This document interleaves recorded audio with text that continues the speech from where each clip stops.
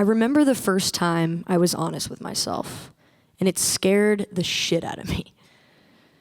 Part of my Catholic school curriculum was confession. I was in second grade. There's not much a second grader can really confess. But I remember walking into a dimly lit room where I sat across from a middle-aged man in a robe, sitting behind a screen. I was a nervous 9-year-old kid. My palms were sweaty, my voice was shaky. I had planned out exactly what I wanted to say to that priest. But when I got there, the words wouldn't come out. So I went with my backup plan and just made up a bunch of sins I didn't even commit. The priest gave me a penance of 7 Hail Marys and sent me on my way. Yep, I lied my very first time in confession. But later that night, when I was laying in bed, talking quietly to God, I said out loud the words I had planned to say to that priest. For the first time in my small life, I admitted to myself, with God as my witness, that I was gay. I was so terrified of that honesty that I bottled it up tight for about another 10 years. But even though I tried to hide my queerness, in hindsight, I didn't do the best job. I played with Pokemon cards instead of Barbies. I hung out in skate parks instead of shopping malls. And when all the other girls had crushes on Harry Potter, I cut my hair short so I could be Harry Potter. I was a dead giveaway. The older I got, the better I got at hiding who I was. But I couldn't hide forever. And when I finally came out to my parents in 2014, they had a hard time with it. I didn't exactly expect them to jump up and down, but I also didn't anticipate the giant rift it would cause in our relationship. My very existence was a conflict, and there are some things you can't really sweep under the rug. We all have a secret, whatever that may be. Secrets are just our most intimate and honest thoughts we don't feel safe enough to share.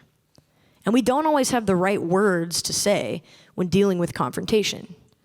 But that's where songs come in. Songs create this separate, safe space for honesty. Songs are a world completely of their own, where the rules of everyday conversation don't apply, where you can be as honest as you want, as long as there's a good melody and emotion to back it up. Think of a time you heard a song that reinforced an emotion for you. For me, it was Angel from Montgomery by John Prine. I was only 16 when I first heard it, but I could directly relate to the older woman in the song, pleading with God to make her an angel so she could get out of her hometown in Montgomery, Alabama. The chorus lyrics still stick with me to this day. Make me an angel that flies from Montgomery. Make me a poster of an old rodeo. Just give me one thing that I can hold on to. To believe in this living is just a hard way to go. Those words are brilliant. They are written by the late, great John Prine, after all. But sometimes the words by themselves aren't enough to communicate what we're really feeling. So we add a melody.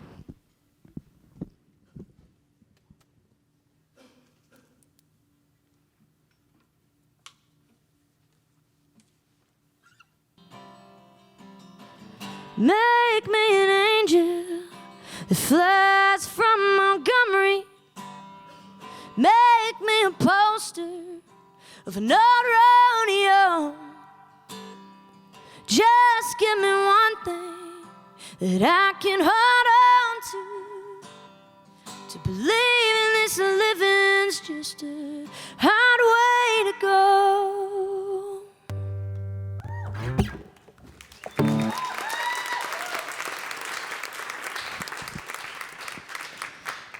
Maybe our secrets need a melody.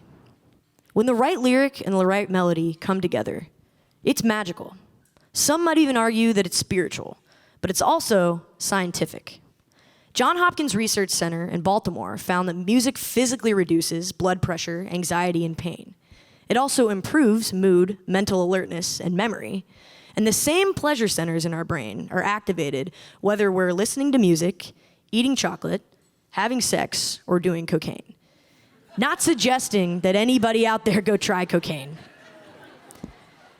But you get the point. Music literally gets you high. But it does more than that. Music relaxes us It lets our guard down. It makes us more open and willing to receive a message. It achieves what most conversations can't. That's because when we have conversations with people, there's a lot more happening than just the words.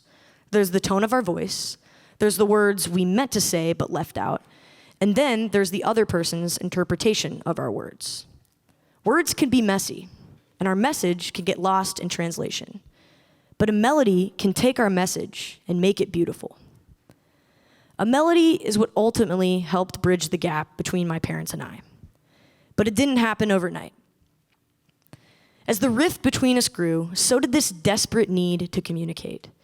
So I started writing songs about my story and playing them out on tour. I stopped hiding behind metaphors and changing pronouns to fit gender norms. I started owning my truth.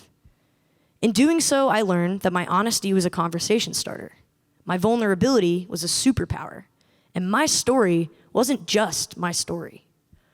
One after another, people started coming up to me after the shows and sharing their stories, as if my vulnerability was somehow contagious. Whether they could directly relate to me or not, they could feel my pain. And pain is a human emotion we all share. But although I was having these deeply vulnerable connections with strangers in rock clubs across the USA, I was feeling further away from my own parents than ever. I needed a way to reconnect with them again, and conversations clearly weren't cutting it. So, one night, a couple years ago, I lit a candle, I picked up my guitar, and I got really, really honest. First, I started picturing a place. That's always how songs start with me. It always starts with a location. Where am I in this particular memory? For this song, I put myself back in the Catholic Church. I imagined the pews and the stained glass windows. I remembered the wave of fear and guilt that poured over me when I walked through the doors, and the looks on both my parents' faces when I told them the inevitable. Secondly, I pictured the people I needed to talk to the most.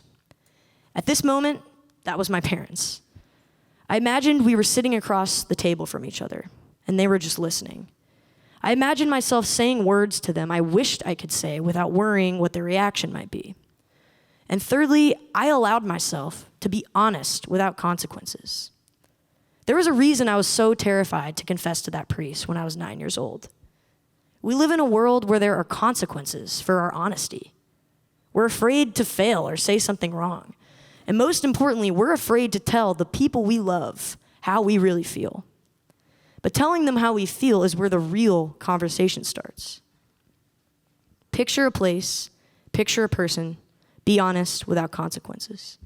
The same honesty that used to scare the shit out of me, I was now confronting head on. And once I did, something amazing happened. My parents and I started communicating again. After I wrote this song, it took me a while to get up the courage to actually play it for them. It was a hard song to write, so I knew it'd probably be a hard song to hear. But it was my truth, so even though it was difficult, I knew it was necessary. After they heard it for the first time, my mom said something I had been waiting to hear since the night I came out. I didn't realize you felt that way. Sometimes that's all we need to hear. My goal wasn't to change my parents' worldview or even to change their minds. My goal was to simply just communicate. A 2-year-long struggle to do so was suddenly unpacked in under 4 minutes. We cried and we hugged, and one day at a time, we started building back a better relationship, because this time it was based off the truth.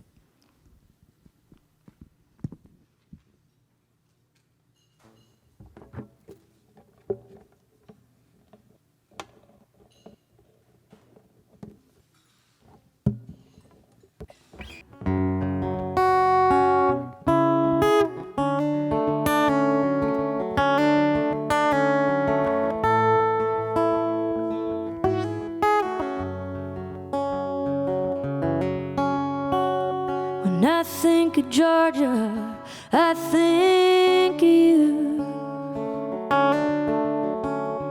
High as a kite in the second pew. You were best friend, the light of my youth, and the only one back then that knew the whole truth. 'Cause if I told my mom, she would scream at the top of her lungs, saying I don't belong.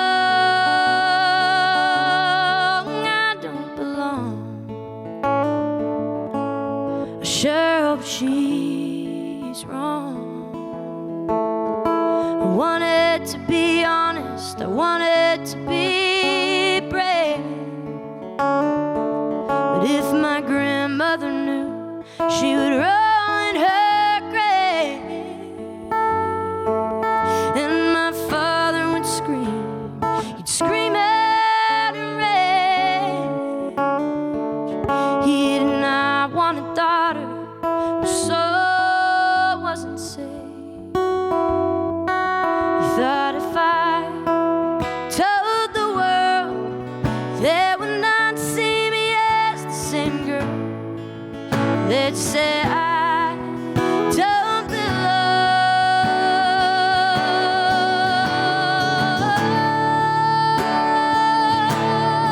I don't belong. That's where he's wrong.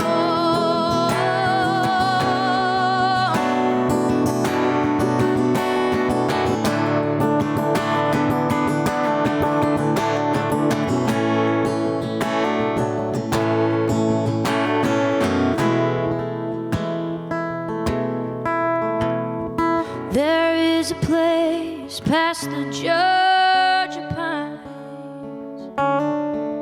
and people who welcome you with an open mind. And they said it'll just take some time to love. It belongs to all humankind. Oh, 'cause I told the world, and they still saw me as the same girl. They're listening to my songs, and they made me feel like I belong. Yeah, they made me feel like I belong. Oh, Georgia,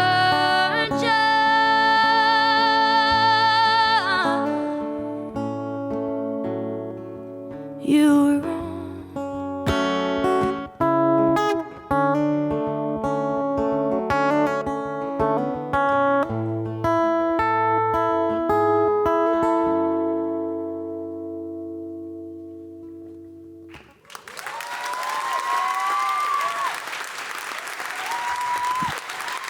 Thank you.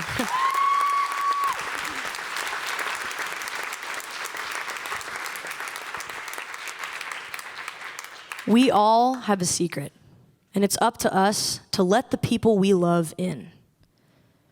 We're told this false narrative in our society that pain and vulnerability are a sign of weakness. But I've learned from personal experience that it's just the opposite. It's a sign of strength. However, sometimes the truth is hard to hear, and we need a melody to get a message across for us. If you have a message that's important to get across to someone, picture a place, picture a person, be honest without consequences. Write it down. Then give your secret a melody. Maybe it's a song you wrote, or it's just a song you love. But once you find it, share it with that person. Ask them to read your written words and listen to that song with an open mind. You might be surprised when you hear them say, "I didn't realize you felt that way." Thank you.